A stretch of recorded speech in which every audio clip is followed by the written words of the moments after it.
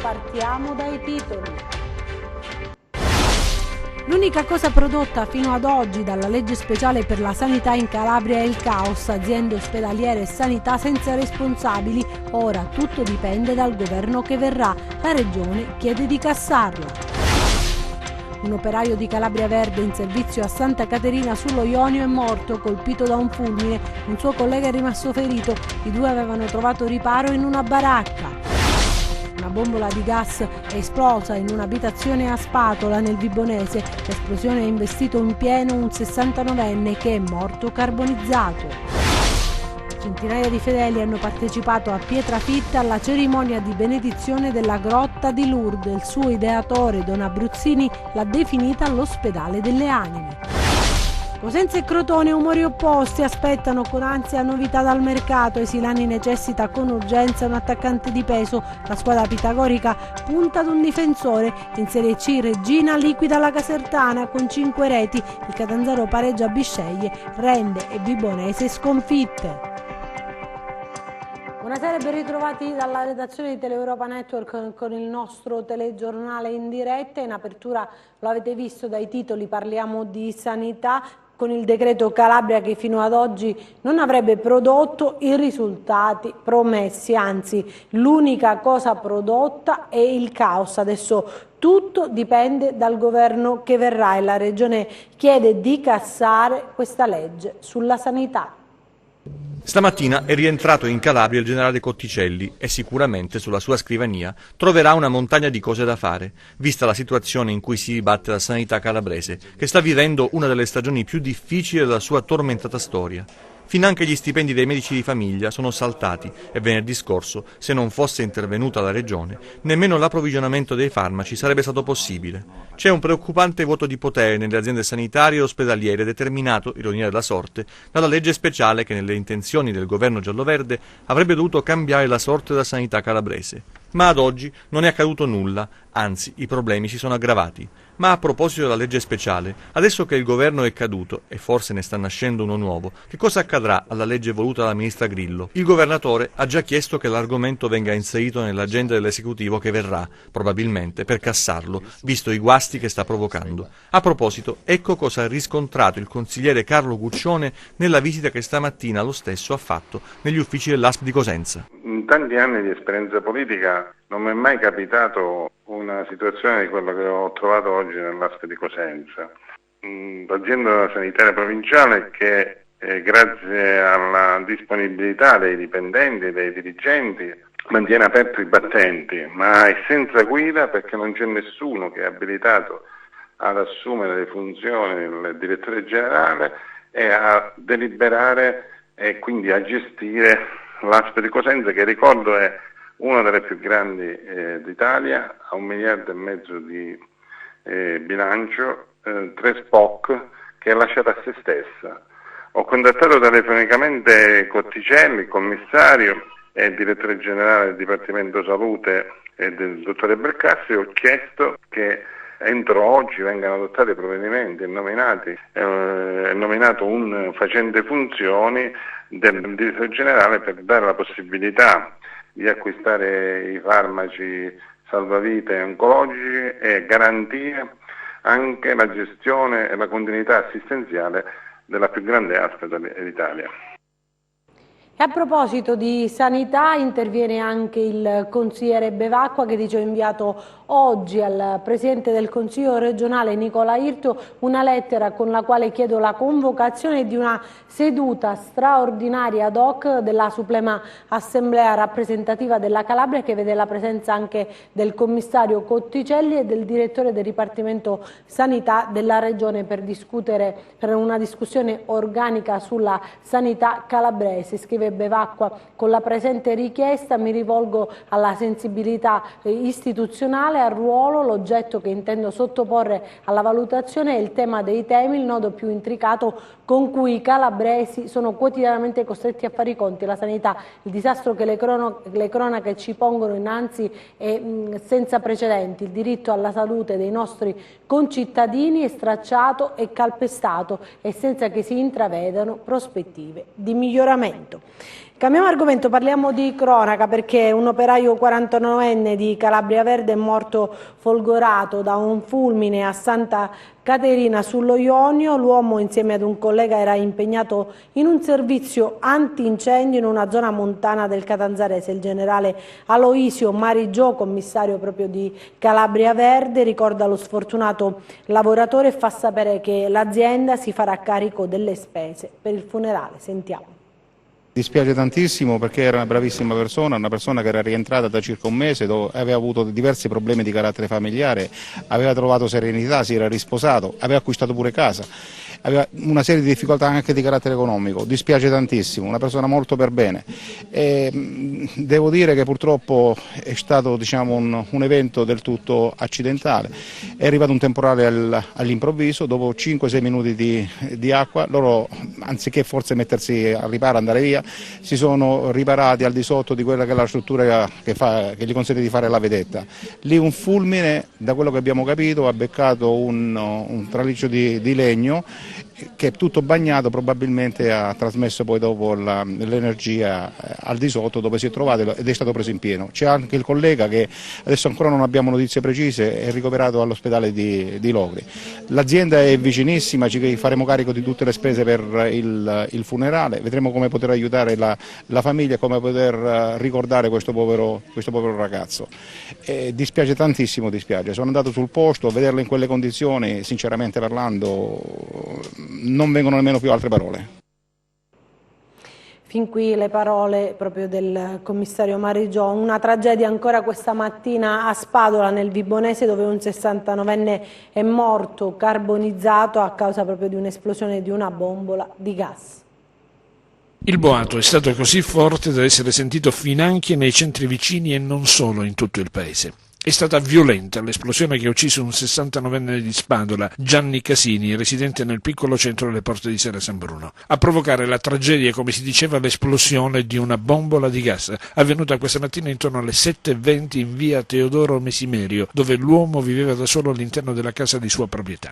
A causare la deflagrazione che ha seriamente danneggiato l'intero edificio, una fuga di gas da una bombola. Sul posto quasi subito si sono portati i sanitari del 118, i vigili del fuoco del distaccamento di Serra San Bruno e i carabinieri della locale stazione. Inutili soccorsi. Quando i soccorritori sono entrati nell'abitazione, infatti, l'uomo, che viveva da solo, era ormai privo di vita. Subito ci si è messi al lavoro quindi per le operazioni di messa in sicurezza della casa e della zona circostante. Intanto gli inquirenti hanno avviato le indagini per capire se l'incidente sia stato provocato solo da una tragica casualità oppure sia da imputare all'eventualità di un suicidio, pista che sembrerebbe essere considerata al momento accreditata, visto che già un'altra volta l'uomo aveva tentato, non riuscendoci, di togliersi la vita. Ancora cronaca, ancora un weekend di sangue sulle strade calabresi. Oggi invece un nuovo incidente lungo la SS 106 nel territorio di Corigliano Rossano, diversi i feriti. Quella che vedete è la strada statale 106 nel territorio di Corigliano Rossano e sull'asfalto sono ancora vividi i segni delle frenate per l'ennesimo incidente che si è verificato nella tarda mattinata su questa arteria viaria. Gli uomini dell'ANAS hanno ripulito l'asfalto dai detriti e nonostante la pioggia incessante di queste ore che ha colpito la nostra regione, hanno lavorato per permettere il ripristino della circolazione. Siamo nei pressi di Contrada Torricella, sullo Ionio Cosentino, e le auto coinvolte nel sinistro erano due, una Fiat Punto e un Audi A4, che per cause ancora in corso di accertamento si sono scontrate frontalmente e violentemente. L'impatto ha provocato diversi feriti, di cui alcuni in gravissime condizioni, al punto che si è reso necessario l'intervento dell'elisoccorso. I feriti sono stati trasportati all'Annunziata di Cosenza. Sul posto, oltre ai sanitari del 118, anche i carabinieri e personale della polizia stradale. Il traffico ha subito forti rallentamenti e code in questo tratto di strada molto trafficato. Adesso altre storie, altre notizie nei nostri 100 secondi di cronaca.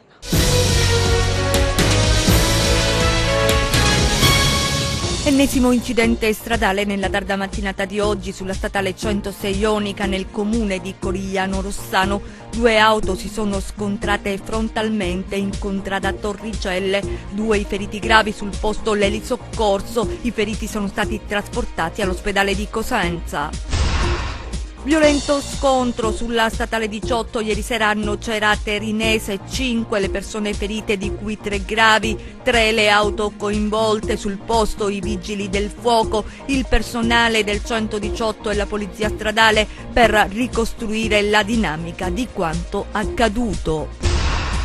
Il fondatore della cooperativa Briatico Welfare, socia di Goel Bio, il marchio degli agricoltori biologici calabresi che si oppongono all''ndrangheta, ha denunciato che 200 tra pecore e capre hanno invaso i campi della cooperativa San Costantino di Briatico. Negli ultimi 3 anni la Coop, con cadenza quasi semestrale, subisce danneggiamenti e furti, tutti denunciati. Tra i più gravi l'estirpazione nel 2016 di oltre 50 quintali di cipolla rossa di tropea biologica e il furto quasi un mese fa di parte del raccolto, indagano i carabinieri.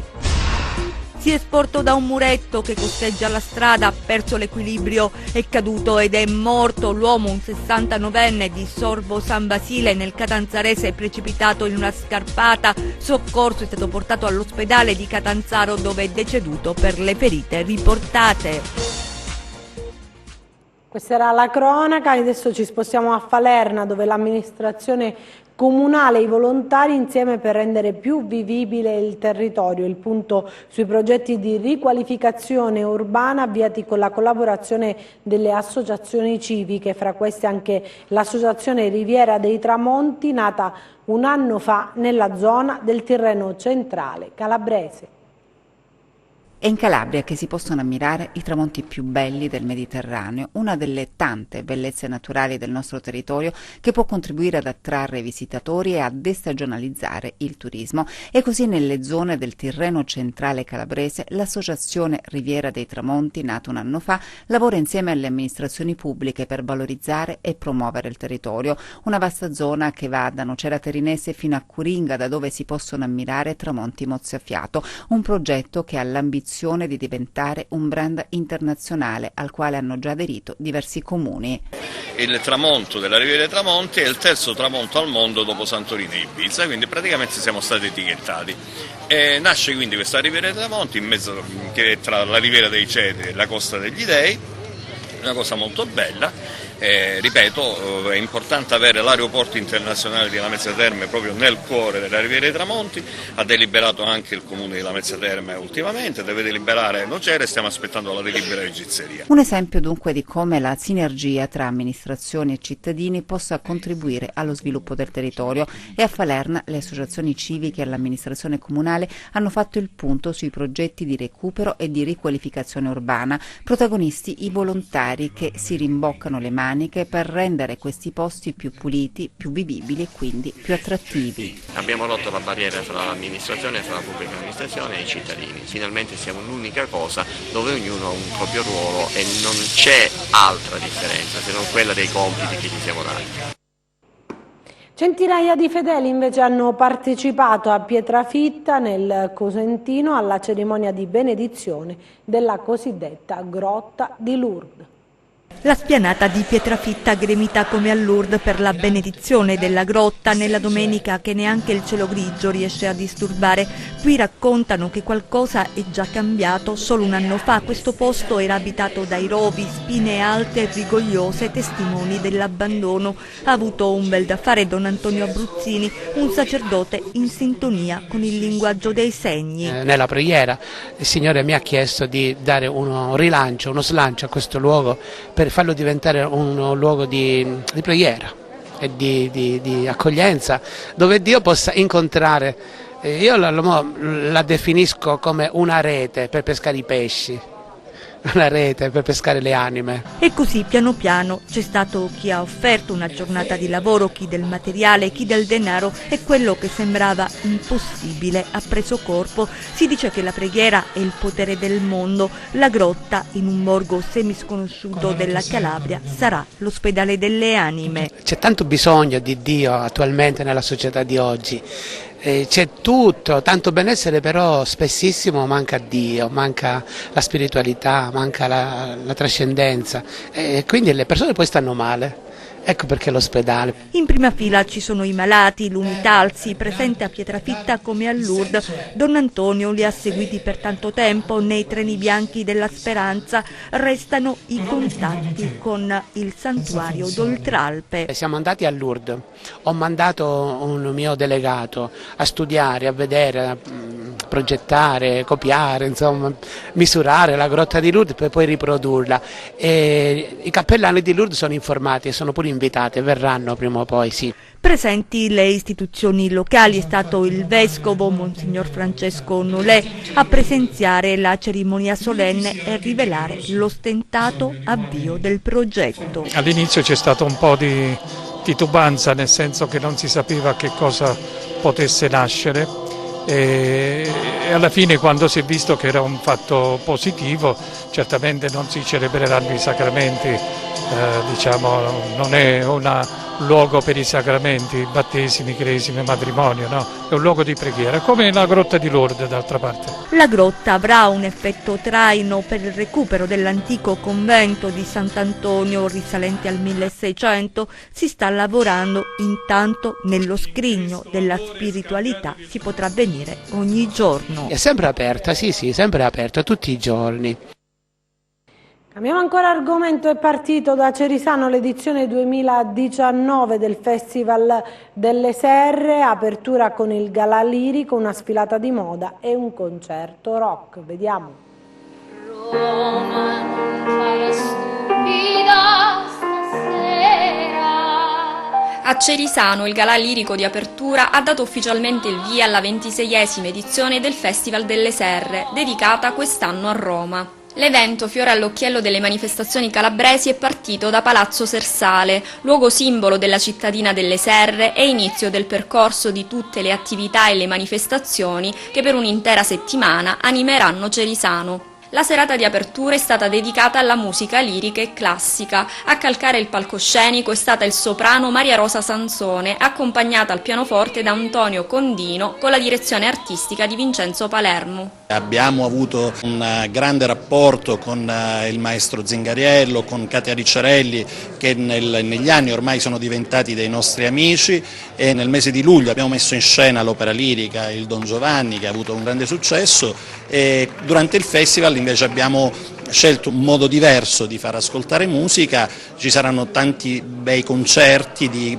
grandi maestri della nostra regione, guidati magistralmente dal maestro Belmonte, che è un nostro caro concittadino e che è qui, che ci darà una mano, e quindi speriamo di proporre delle bellissime cose per la gente che vorrà venire a Cerisano.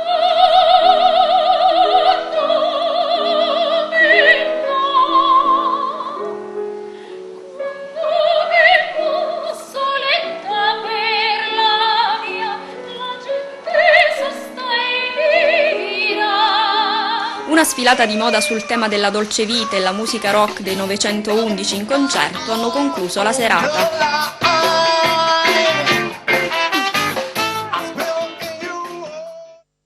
Ancora spettacoli e appuntamenti. Si è conclusa la prima parte del festival dedicato a Ruggero Leoncavallo. A Montalto di scena proprio il recital di Alessandro Haber.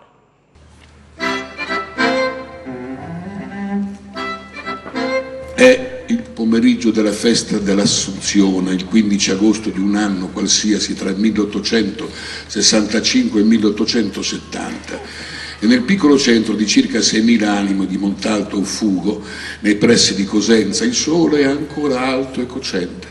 La folla segue la compagnia di giro e in particolare il capocomico Canio, che nella commedia che si inscenerà la sera coprirà il ruolo di Pagliaccio. A Montalto Fugo si è conclusa con il recital di Alessandro Haber, la prima parte della 19ª edizione del Festival Internazionale Ruggiero Leoncavallo. Montalto Fugo ha onorato al meglio questa ricorrenza, questo centenario dalla morte di Ruggiero Leoncavallo, con spettacoli di grandissima qualità. Continueremo in autunno coinvolgendo le scuole e poi finiremo in dicembre con il concorso lirico. Credo che in questo modo avremo dato veramente un grande riconoscimento a quest'artista che ha portato nel mondo la città di Montalto Fugo.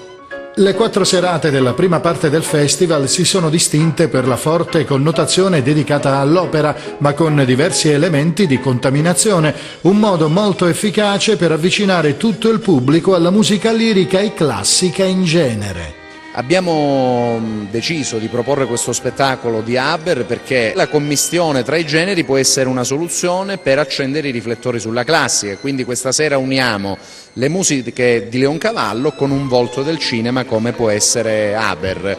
Mettere insieme più generi artistici che comunque si avvicinano alla musica classica in modo tale da poter anche educare le persone a seguire questo tipo di arte, perché io credo che in Calabria quest'anno sia stato uno degli appuntamenti, se non l'appuntamento estivo più importante su questo genere.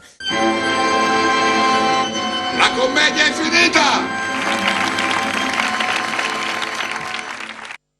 Parliamo di calcio, argomento molto atteso oggi con la chiusura del calciomercato. Parliamo innanzitutto di Cosenza con l'ufficialità dell'esterno Lazar nel pomeriggio. È arrivato invece in serata l'ultimo in ordine di tempo, l'ingaggio dell'attaccante Zinedine Mashash, il centrocampista, scusate, non attaccante, proveniente, ha appunto raggiunto l'accordo con la società sportiva Napoli con l'acquisizione proprio del giocatore proveniente, nato a Marsiglia il 5 gennaio 96, si trasferisce in rossoblù a titolo temporaneo con accordo fino al 30 giugno 2020, mentre adesso facciamo un piccolo passo indietro e torniamo agli impegni che hanno avuto le due calabresi di Serie B, Cosenza e Crotone. Nel giorno che può cambiare il volto delle squadre e il destino di una stagione, Cosenza e Crotone riflettono sui primi 180 minuti di campionato. Le luci del rossoblù silano, accese nel derby allo Scida e a intermittenza anche nell'esordio a Marulla, sono state offuscate dal gol di Firenze che ha regalato un successo non del tutto meritato alla Salernitana.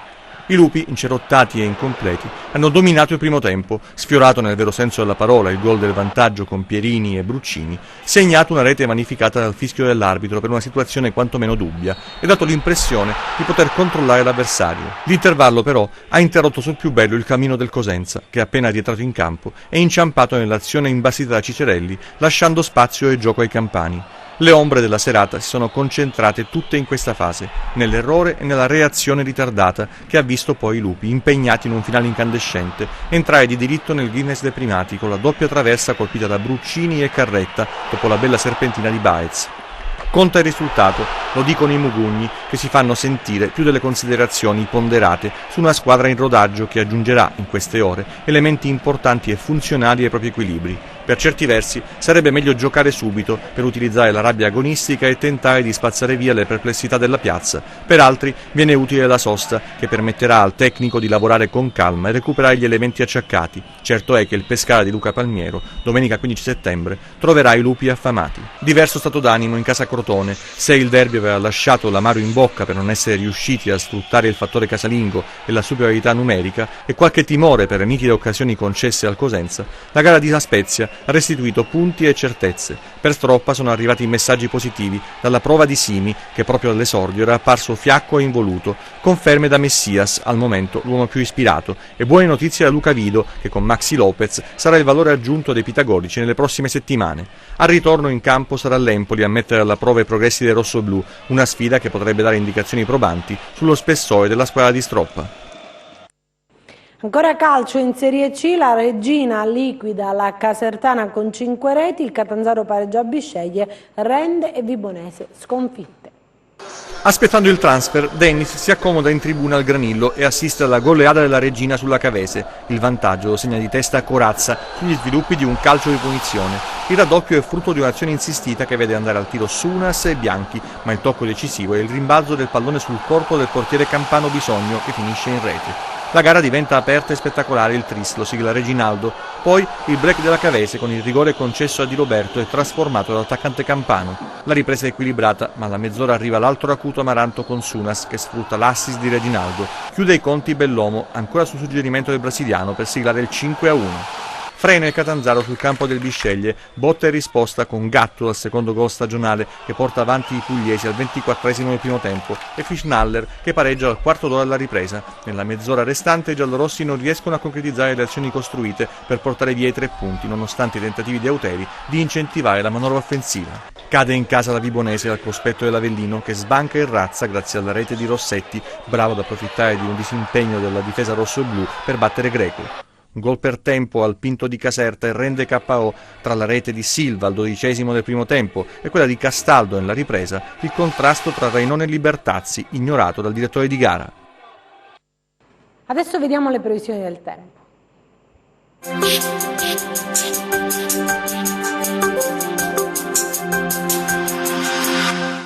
Ben ritrovati da Meteo in Calabria. L'avvio di settimana sulla nostra regione sarà caratterizzato da una fase di tempo variabile e instabile, con temperature in calo. L'azione congiunta di una saccatura presente sul basso Tirreno e l'ingresso di una perturbazione atlantica causeranno un'accentuazione dell'instabilità, in particolare nelle ore pomeridiane, con temporali che localmente potrebbero essere anche di forte intensità. Le piogge interesseranno un po' tutta la nostra regione, in particolare nella giornata di martedì e mercoledì. Domani irregolarmente nuvoloso su tutta la regione con piogge sparse anche a carattere temporalesco che saranno più intensi sulle aree interne e sui versanti tirrenici, sebbene non si escludono momentanee schiarite. Temperature in ulteriore leggero calo. Passiamo ai mari e venti. Domani mar Tirreno inizialmente poco mosso, ma con moto ondoso in aumento nel corso della giornata e con venti inizialmente deboli ma in rinforzo nel corso della giornata dai quadranti occidentali. Poco mosso il Mar Ionio con venti deboli di direzione meridionale. Per essere sempre aggiornati sull'evoluzione delle condizioni meteo, vi ricordo il nostro sito web www.meteoincalabria.com e la nostra pagina Facebook Meteo in Calabria.